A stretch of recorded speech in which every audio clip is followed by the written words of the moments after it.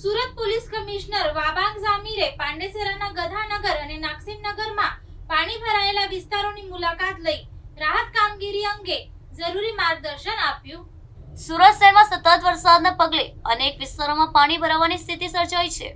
પરિસ્થિતિની સમીક્ષા કરવા સુરત શહેરના પોલીસ કમિશનર શ્રી વાબાંગ જામીરે પાંડેસર પોલીસ સ્ટેશન વિસ્તારની મુલાકાત લીધી હતી. તેમણે ગધાનગર અને નાગસેનનગર વિસ્તારમાં પાણી ભરેલા વિસ્તારોનું નિરીક્ષણ કર્યું હતું.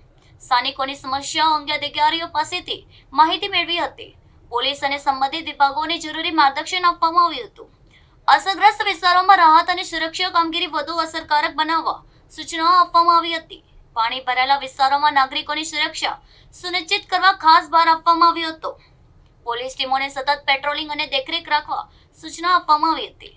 સ્થાનિક લોકોને સાવચેતી રાખવાની જરૂરી હોય ત્યારે જ બહાર નીકળવાની અપીલ કરવામાં આવી હતી. તંત્ર દ્વારા પાણીના નિકાલની કામગીરી પર સતત નજર રાખવામાં આવી રહી છે. વરસાદી પરિસ્થિતિને ધ્યાનમાં રાખીને વિવિધ વિભાગો વચ્ચે સંકલનથી કામગીરી ચાલી રહી છે. સુરક્ષા અને રાહત કામગીરીને વધુ અસરકારક બનાવવા તંત્ર સતત પ્રયત્નશીલ હોવાનું અધિકારીઓએ જણાવ્યું હતું.